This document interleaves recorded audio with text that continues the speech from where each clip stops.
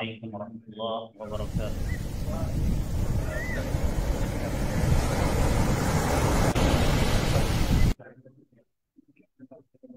الحمد لله رب العالمين، وبه نستعين على أمور الدنيا والدين. أشهد أن لا إله إلا الله وحده لا شريك له، وأشهد أن محمدا عبده ورسوله لا نبي ولا رسول بعده.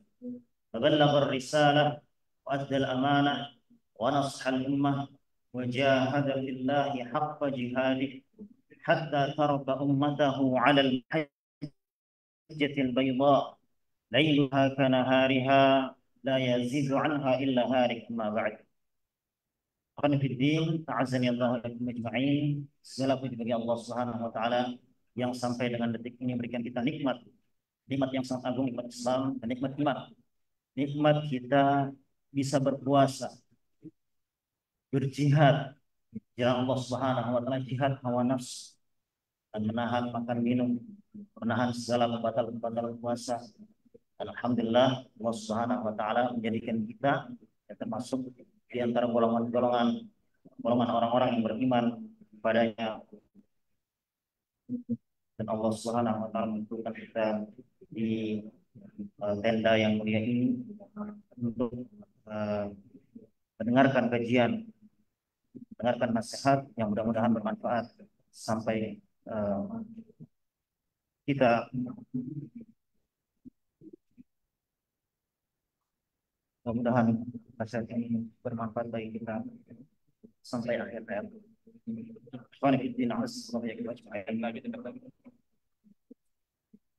Adapun tema pembahasan kita, tema kajian kita pada kesempatan kali ini, sembuhkanlah hati dengan Al-Quran.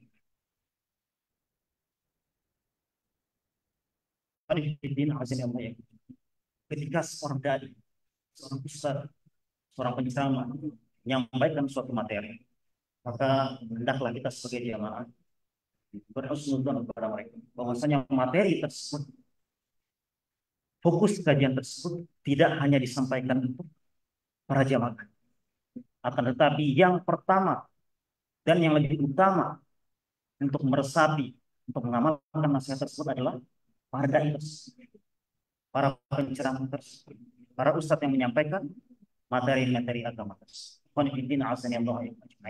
Allah Subhanahu wa taala berfirman dalam Al-Qur'an surat Yunus ayat 57, menyebutkan bahwasanya Al-Qur'an diturunkan oleh Allah Subhanahu wa taala sebagai nasihat bagi kita semua, sebagai obat penyembuh bagi hati-hati yang gundah gulana, sebagai petunjuk dan rahmat bagi orang-orang yang beriman.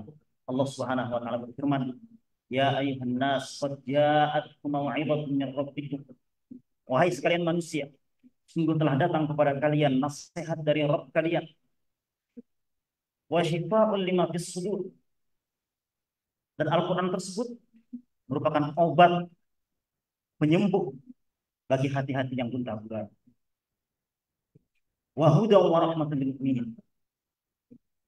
Ia pun sebagai petunjuk dan rahmat bagi orang-orang yang beriman, kata Allah Subhanahu wa taala. Apalagi karena itu, ikhwan fillah, azza wa jalla ajma'in, tatkala dikatakan bahwasanya Al-Qur'an merupakan nasihat, obat penyembuh bagi hati-hati yang gundah gulana, petunjuk dan rahmat bagi orang-orang yang beriman, maka sebaliknya hal tersebut tidak didapatkan untuk orang-orang yang kafir, untuk orang-orang yang zalim kepada Allah Subhanahu wa taala, zalim pada dirinya sendiri.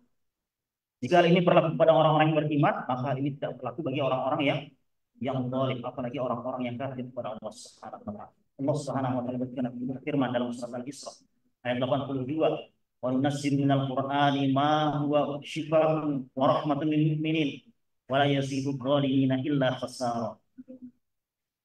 Dan kami telah turunkan di dalam Al-Quran tersebut ma huwa syifa' wa rahmatun lil mu'minin. Ada penyembuh di dalamnya, ada obat bagi hati-hati yang lapar, hati-hati yang sedih, yang di dalamnya ada penyakit-penyakit. Wa rahmatun lil mu'minin, dan rahmat bagi orang-orang yang beriman. Wala yazidu dhalimina illa khasara. Dan Al-Quran tersebut tidak menambah bagi orang-orang yang zalim kecuali kerugian.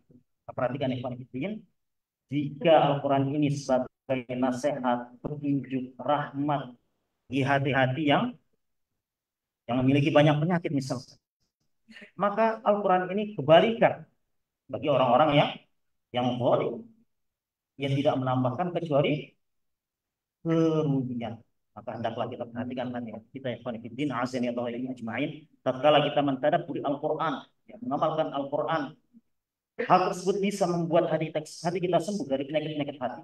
Maka mudah-mudahan hal ini menjadi hujjah bagi kita. Karena Nabi SAW Al-Quran hujjatun lak. Kan Nabi juga mengatakan Al-Quran, ya, Al-Quran hujjatun lak wa hujjatun alaik. Dan Al-Quran tersebut menjadi hujjah atas kalian.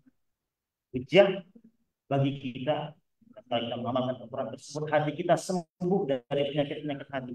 Tetapi Al-Quran tersebut sebagai hujjah kita, tatkala Al-Quran tersebut tidak menambahkan bagi kita melainkan kerugian, hati kita mati, tidak bisa menghadapi Al-Quran, tidak bisa mengamalkan kandungan-kandungan ayat Al-Quran dan ikhwan fillah azan ya Allah yang ini. Maka oleh karena itulah Nabi Shallallahu Alaihi Wasallam dalam doa yang panjang, Beliau Shallallahu Alaihi Wasallam menasihati kepada kita kaum muslimin untuk meminta kepada Allah Subhanahu Wa Taala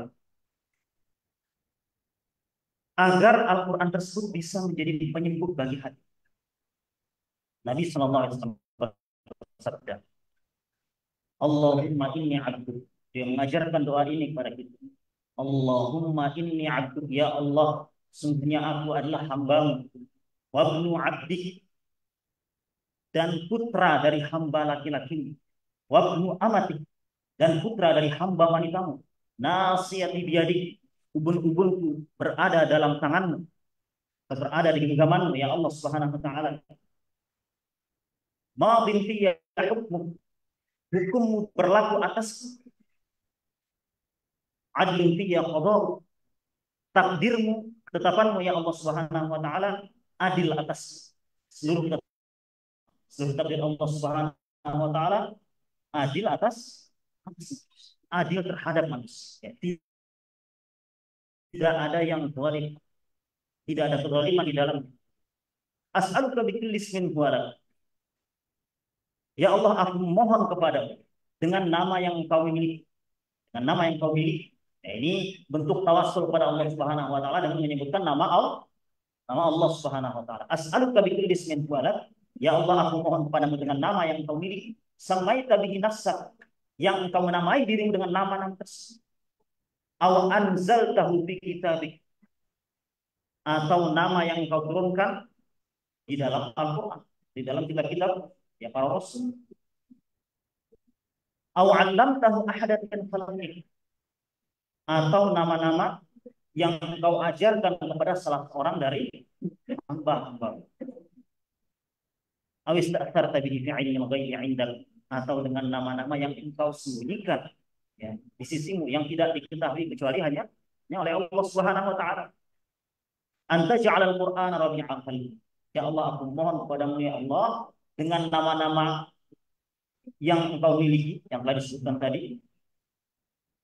Anta ja'alal Qur'ana rabi'a qalbi. Engkau jadikan Al-Quran tersebut sebagai penyejuk hati. Wa nura sadri. Engkau jadikan Al-Quran sebagai cahaya bagi dadaku. Wa jalaa'a huzni wa dhahaba. Dan Engkau jadikan Al-Quran tersebut ya Allah sebagai penghilang dari rasa gundah gulana yang menimpa hati. Ini kata Nabi Shallallahu Alaihi Wasallam mengajarkan hamba-hambanya ya untuk berdoa dengan doa yang panjang ini. Ini apa Ibn Azim Al-Ijma'i, beliau mengatakan maqala abdun qal idza asabahu ham wa hazan, tidaklah seorang hamba mengucapkan doa yang seperti telah disebutkan tadi tatkala ia ditimpa oleh kesedihan, kegundah gulanaan, illa adhaballah azza wa jalla hammahu wa abdalahu makana husnihi faraha. Tidaklah seorang muslim membaca doa yang telah disebutkan tadi, melainkan Allah Subhanahu Wa Taala akan menghilangkan darinya segala macam kesedihan. Allah Subhanahu Wa Taala akan menggantikan kesedihan tersebut dengan kebahagiaan, kata Nabi Sallallahu Alaihi Wasallam. Maka para sahabat mengatakan, ya Rasulullah, Yanbaghi lana an nata'allama haula'il kalimat. Wahai Rasulullah, sudah seyogyanya kita mempelajari doa-doa para sahabat. Maka Nabi SAW mengatakan, ajal yanbaghi liman sami'ahunna an yata'allamahunna. Sudah barang orang yang mendengarkan doa tersebut, sudah barang tentu harus mempelajari. Maka ikhwan fillah azanillahu ajma'in, saya wasiatkan pada kesempatan yang mulia ini, hendaklah kita menghafalkan doa tersebut. Allahumma inni 'abduka wa ibnu 'abdik wa ibnu amatik nasiyati biyadik madin fiyya hukmuk 'adlun fiyya qada'uk as'aluka bi kulli ismin huwa lak sammaita bihi nafsak aw anzaltahu fi kitabik aw 'allamtahu ahadan min khalqik aw ista'tharta bihi fi 'ilmi al-ghaibi 'indak an taj'ala al-qur'ana rabi'a qalbi wa nura sadri wa jalaa huzni wa dhahaba. Doanya panjang akan tapi sangat bermanfaat bagi kita. Bermanfaat tidak hanya untuk jamaahnya, tapi juga bagi pencepat. Ikhwani fi din, azan ya Allah ya ajma'in.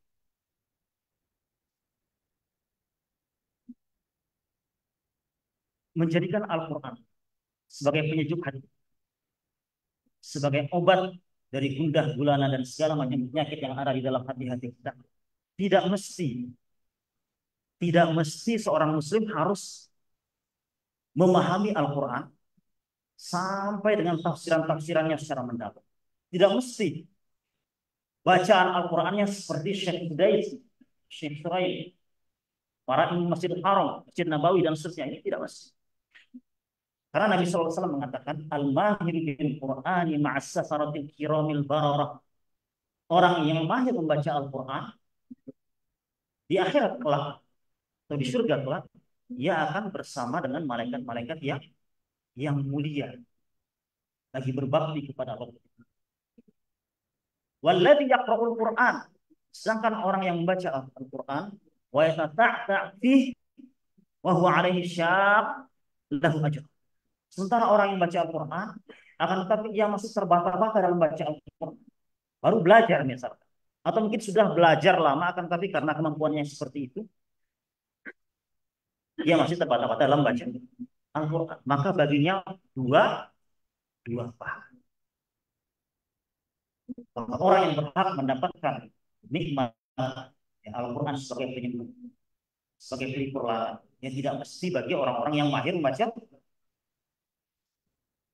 mendalami tafsirnya misalnya, seperti para ulama. Tetapi orang-orang yang sudah berusaha untuk belajar Al-Quran yang pelan-pelan, seperti yang tadi sudah dipraktekkan oleh sebagian teman-teman di sini, ya mudah-mudahan hal tersebut menjadi penyembuh bagi hatinya yang indah, bagi penyakit-penyakit hati yang ya atas. Ikhwani fi din, a'azzani Allah wa iyyakum ajma'in. Al-Imam Ibnu Al-Qayyim dalam kitabnya Zadul Ma'ad, beliau mengatakan, fal Qur'anu huwa shifaa'ut tam min jami'il adwa'il qalbiyyah wal badaniyah wa adwa'id dunya wal akhirah. Al-Quran, kata beliau rahimahullah ta'ala, adalah obat penyembuh yang sempurna bagi seluruh penyakit-penyakit, baik penyakit hati, penyakit badan, penyakit dunia, dan penyakit akhirat. Dan beliau melanjutkan, famin maradin min amradil qulubi wal abdan illa wa fil Qur'ani sabilud dalalati ala dawa'ihi wa sababihi wal himyati min liman razaqahu fahman fi kitabih. Maka tidak ada satupun penyakit, sekian banyak penyakit hati dan penyakit-penyakit badan, melainkan di dalam Al-Quran ada petunjuk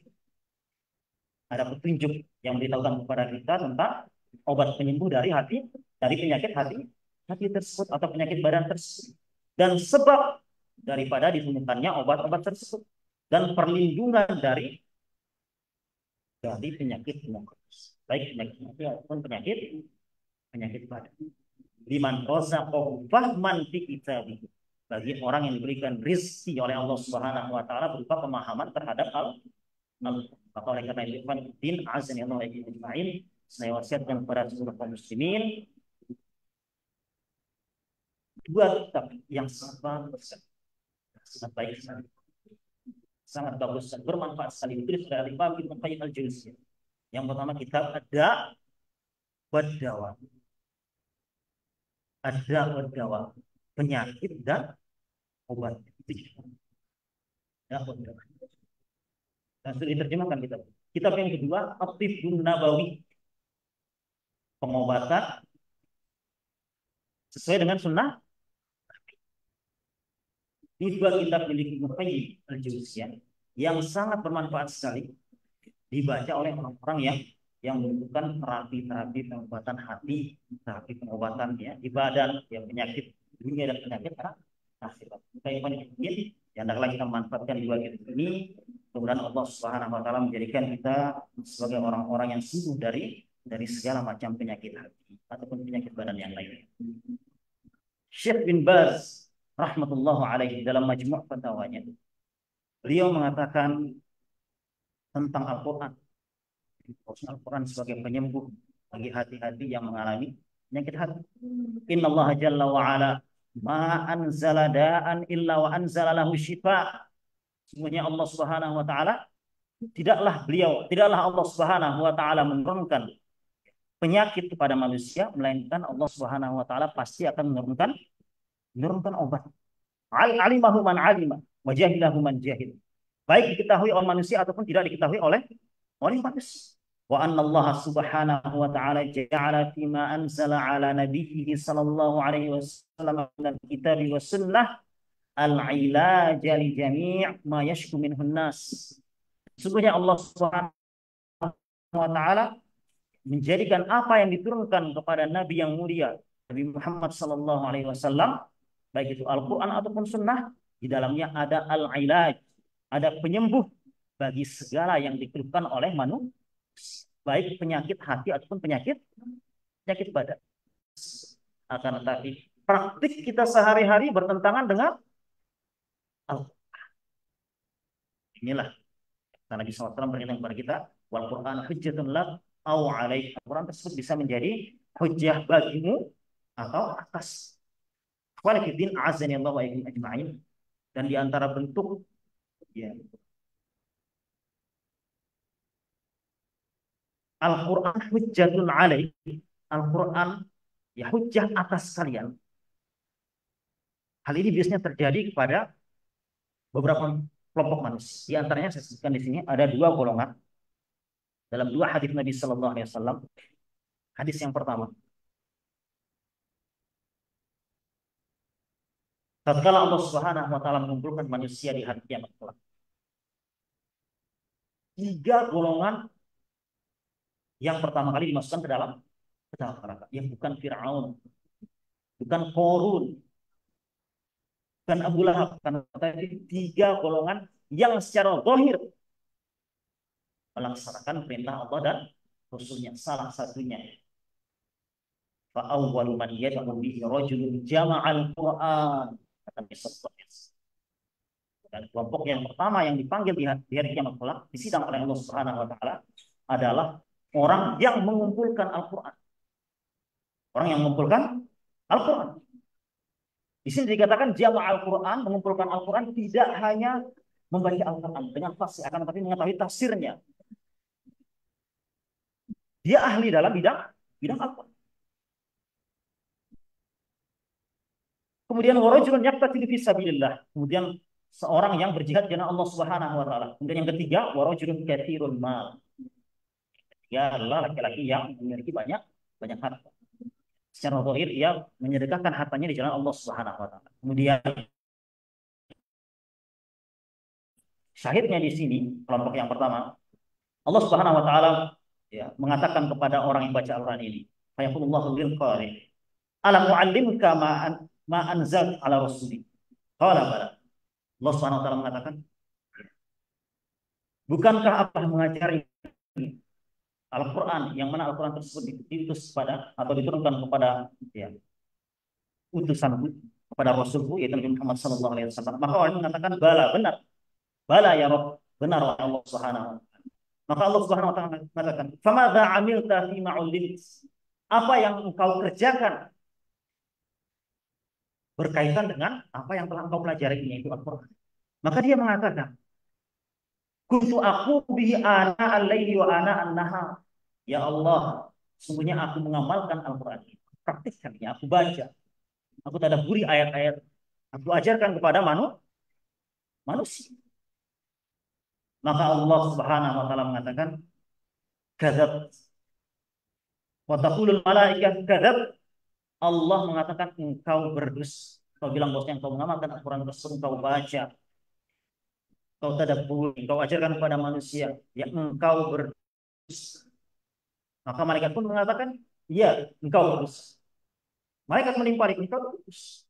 Nah, Allah mengatakan, bal aradta an qala fulanun qari faqad qila dzalik. Kan tetapi engkau mengajarkan Al-Quran tersebut, engkau membaca Al-Quran tersebut, engkau mentadabburinya agar engkau dipuji sebagai seorang qari, bukan karena Allah. Faqad qila, kata Allah Subhanahu wa taala, faqad qila dzalik.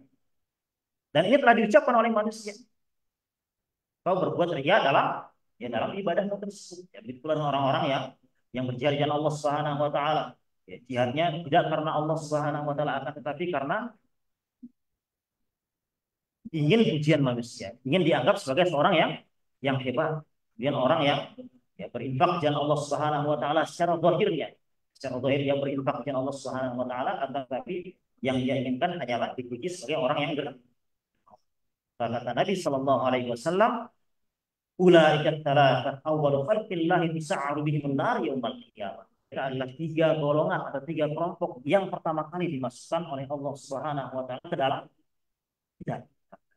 Jadi bukan Fir'aun, bukan Qarun, bukan Abu Lahab, bukan orang-orang kafir, akan tapi orang-orang yang zahirnya melaksanakan perintah Allah dan perintah Rasul. Ini bentuk Al-Quran hujjatun alaik. Al-Quran sebagai hujjah atas diri kalian, bukan hujjah bagi kalian. Kemudian hadis yang kedua, Ibn bin Aziz Ismail, Nabi Shallallahu Alaihi Wasallam yang pernah mendengar sebagian manusia zaman beliau yang mempertentangkan Al-Quran, ayat Al-Quran yang satu dengan ayat Al-Quran yang lain. Karena Nabi SAW mengatakan, mahlan yaqul, pelan-pelan, hai kau, tenang hai kau. Bihadal muhlikat umam min qablik. Dengan sebab inilah umat-umat sebelum kalian itu binasa. Bikhtilafihim ala anbiya'ihim. Mereka menyelisihi perintah nabi-nabi mereka. Wa darbihimul kutuba ba'daha bi ba'd. Mereka mempertentangkan ayat yang satu dengan ayat yang lain, seakan-akan tidak bertentangan. Seakan-akan bertentangan. Innal Qur'ana yanzil aw lam yanzil ba'du ba'da bal yusaddiqu ba'du ba'da kama araftu minhu fa'malu bih wa ma jahiltu minhu farudduhu ila alim. Sungguhnya Al-Qur'an, kata Nabi sallallahu alaihi wasallam, tidak turun untuk mendustakan satu sama lain. Ayat Al-Qur'an turun tidak turun untuk mendustakan ayat-ayat yang lainnya, sama sekali tidak. Akan tetapi untuk membenarkan ayat yang lain. Fama araftu minhu fa'malu bih. Apa yang kalian ketahui dari Al-Quran tersebut, maka hendaklah kalian amalkan dari hukum-hukumnya. Wa ma jahiltum minhu farudduhu ila alim. Dan apa yang tidak kalian pahami dari kandungan ayat Al-Quran tersebut, maka hendaklah kalian kembalikan kepada orang yang ahli terhadap Al-Quran, pada orang yang paham terhadap tafsir Al-Quran tersebut. Nah, ini dua contoh Al-Quran sebagai hujjah atas kalian, bukan hujjah untuk kalian. Kalau hujjah untuk kalian, Al-Quran tersebut sebagai penyembuh bagi hati kita. Kita amalkan dengan benar. Kita amalkan karena Allah Subhanahu wa taala Al-Quran tersebut. Karena kita telah Al-Quran hujjah atas kita. Salah satunya adalah Al-Quran tersebut diajarkan bukan karena Allah Subhanahu wa taala, tapi karena ingin dipuji sebagai seorang qari. Yang kedua, Al-Quran tersebut kita pertentangkan ayat yang satu dengan ayat yang lain, seakan-akan tidak membenarkan sesuatu. Maka apa yang kita ketahui hukumnya kita amalkan, kata Nabi SAW. Yang tidak kita ketahui kita tanyakan kepada yang ahli terhadap Al-Quran. Tentunya menjadikan Al-Quran ini sebagai obat penyembuh bagi hati kita.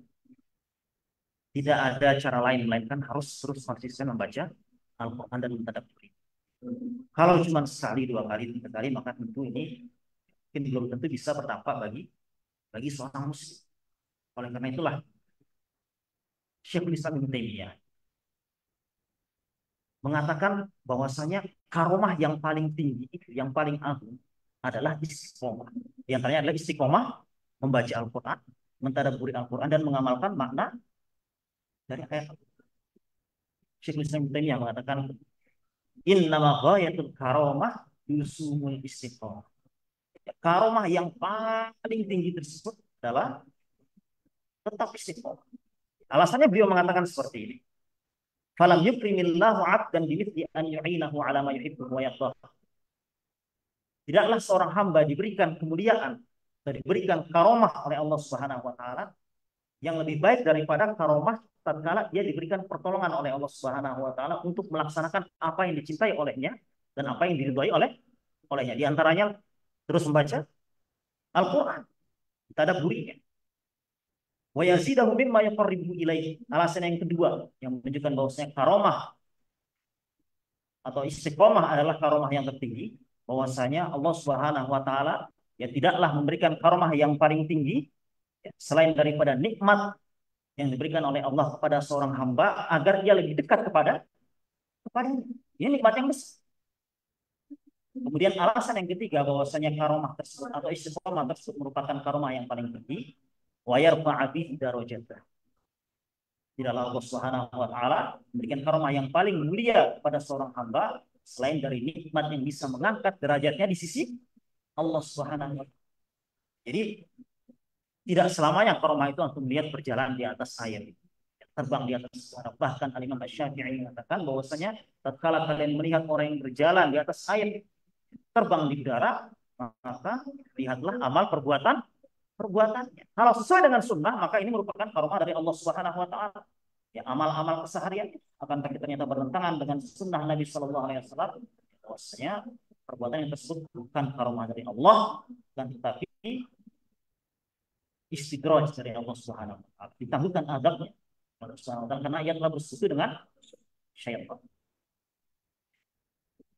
Mudah-mudahan Allah Subhanahu wa taala berikan kepada kita nikmat ya, kesembuhan dengan Al-Quran dan terus bacanya, kita dapat yang mengajarkan kepada anak istri kita, dakwahkannya semua kita apa yang benar dari Allah Subhanahu wa taala, apa yang salah dari syaitan dan haram bagi kita untuk mengikutinya. Aku qouli hadza wa astaghfirullah li wa lakum. Sallallahu ala nabiyyina Muhammad wa ala alihi wasallam. Assalamualaikum warahmatullahi wabarakatuh.